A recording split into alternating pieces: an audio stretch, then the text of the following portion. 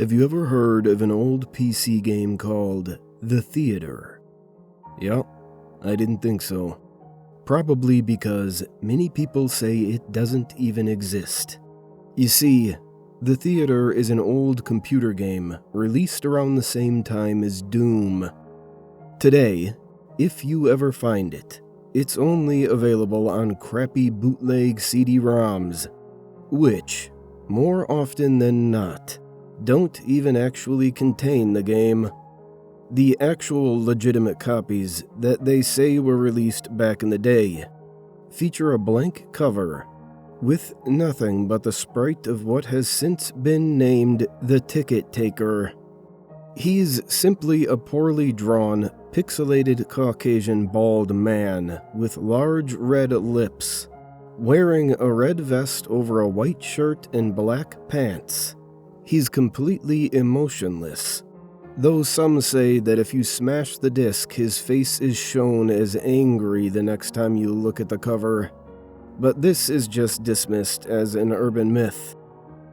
What is peculiar about the theater, though, is that there is no developer named on the jewel case, nor a game description on the back. It's simply the Ticket Taker on a white backdrop on both sides. The game was initially known for its inability to install correctly.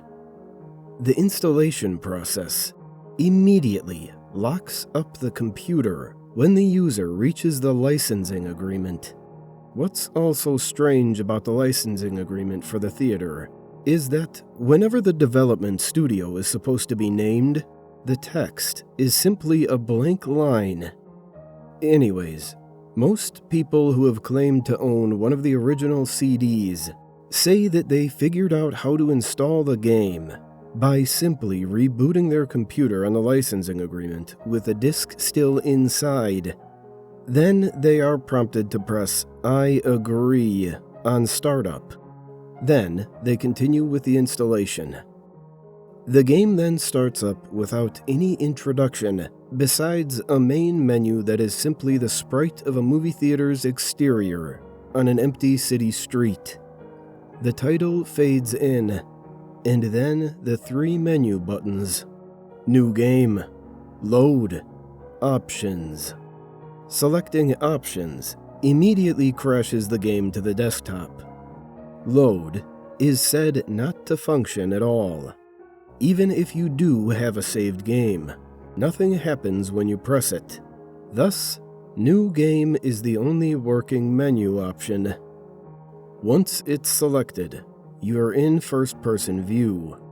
You're standing in an empty movie theater lobby, with the exception of the Ticket Taker standing in front of a dark hallway, which one can only assume leads to the theaters themselves.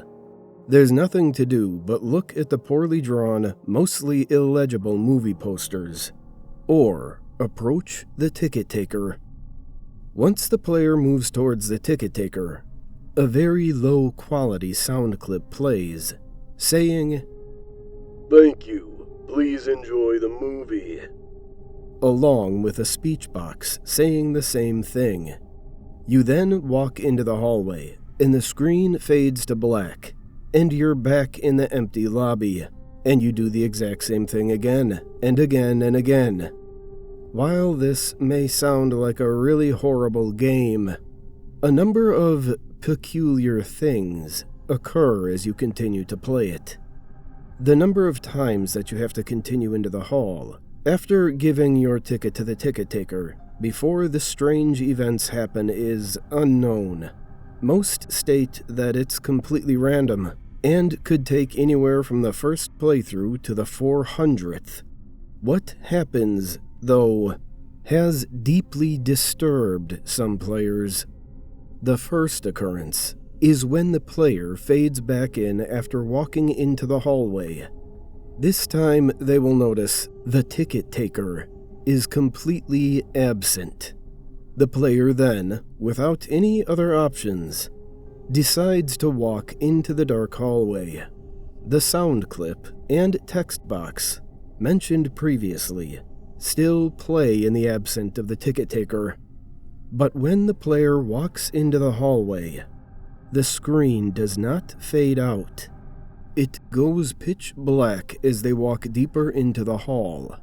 But the player's footstep sound clip is still playing as they continue to push the up button on their keyboard.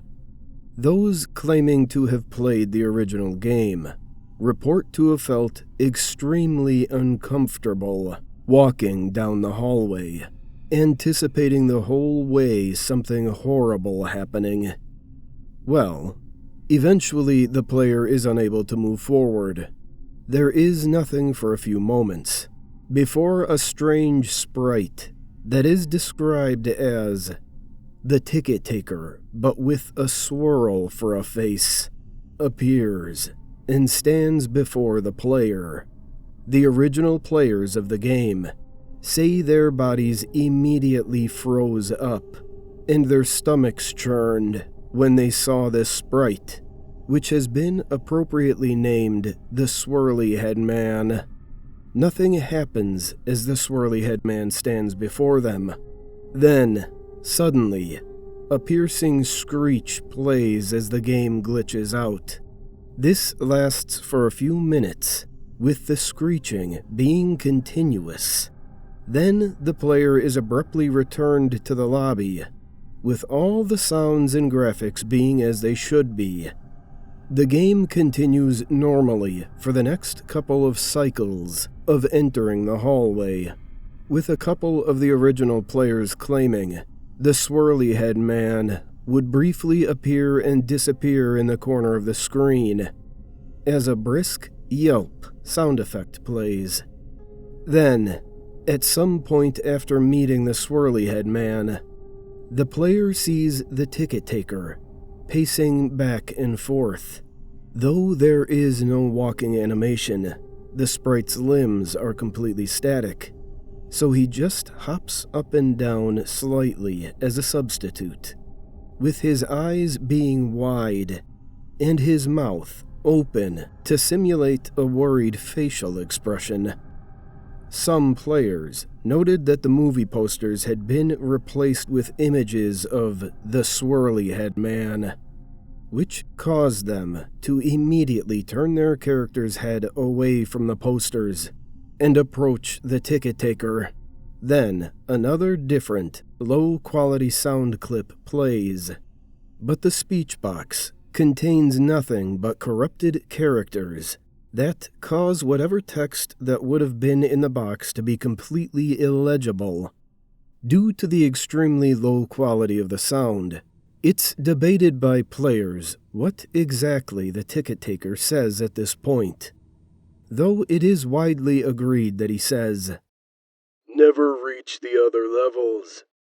Then the screen fades out once again and returns the player back to their starting point in the lobby, but the ticket taker is gone, and the hallway is blocked by a large brick wall sprite. Touching the brick wall will immediately crash the game. And that's all there is to it. No one knows what the other levels are, or how to gain access to them, nor is it known why the Swirly Head Man causes such acute fear in those who have seen him in the game. All the original copies of the theater have either been lost or destroyed, but the creepiest part is the fact that all the original players of the game claim to occasionally see a brief glimpse of the Swirly Head Man. Out of the corner of their eyes,